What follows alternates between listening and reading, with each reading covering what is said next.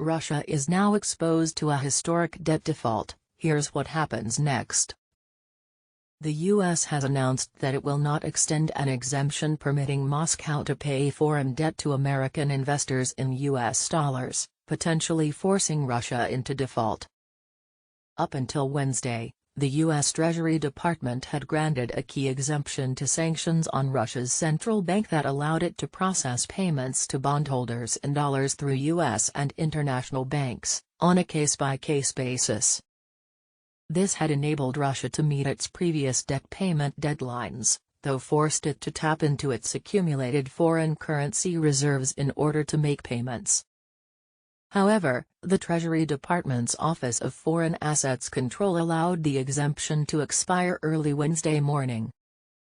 Russia has built up substantial foreign currency reserves in recent years and has the funds to pay, so will likely contest any declaration of default on the grounds that it attempted payment but was blocked by the tightened sanctions regime.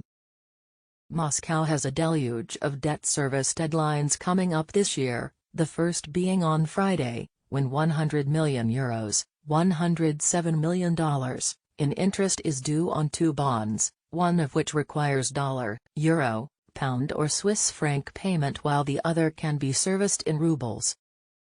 Reuters and The Wall Street Journal reported Friday that the Russian Finance Ministry had already transferred funds in order to make these payments, but a further $400 million in interest is due late in June.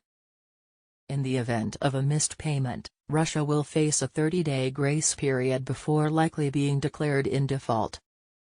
Russia has not defaulted on its foreign currency debt since the Bolshevik Revolution in 1917. Unknown territory. Central to the fallout from the OFAC's decision not to extend the waiver is the question of whether Russia will consider itself to be in default.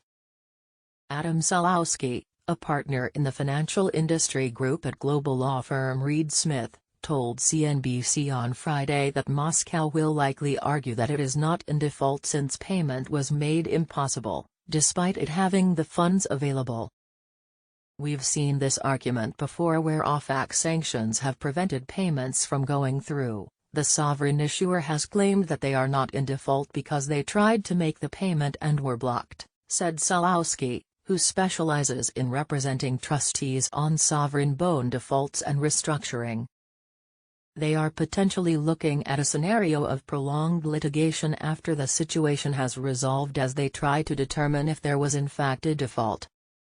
Salowski highlighted that Russia's situation is unlike the usual process for sovereign default, in which as a country nears default, it restructures its bonds with international investors.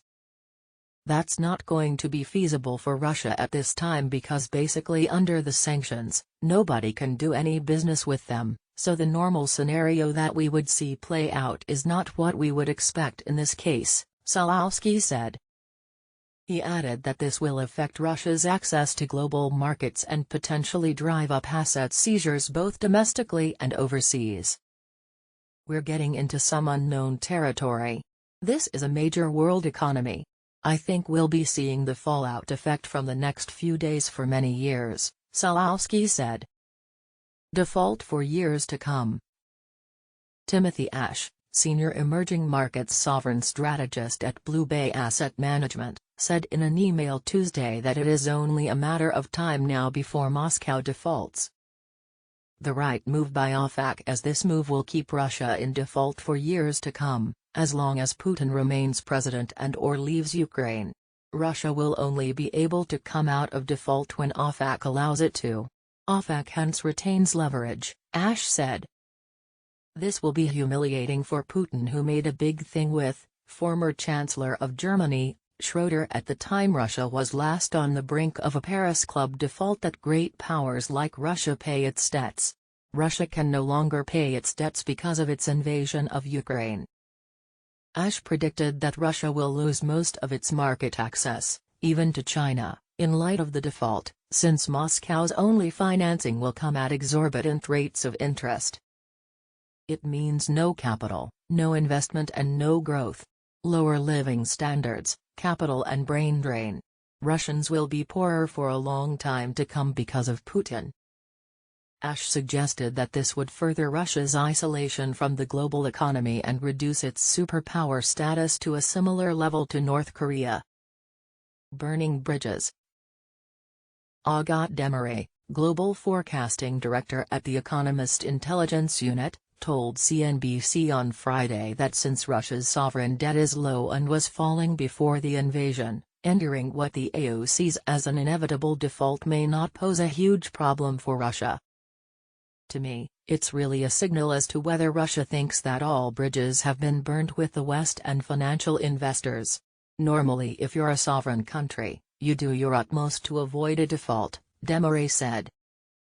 All the moves that we are seeing at the moment, at least to me, suggest that Russia isn't really concerned about a default, and I think that is because Russia really expects that there isn't going to be any improvement on the front of relationships with Western countries anytime soon.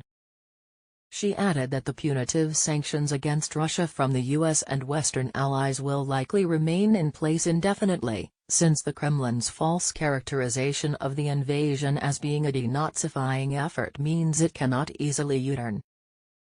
The AO anticipates a hot war throughout the year and protracted conflict thereafter, as Russia and the West attempt to reconfigure supply chains to adapt to the new sanctions regime rather than seeking ways to end it. Russia is still attracting substantial amounts of cash from energy exports, and is attempting to force European importers to pay for oil and gas in rubles in order to swerve sanctions. What this really shows is this burning bridges strategy of Putin feels he has nothing to lose anymore, Demaray added.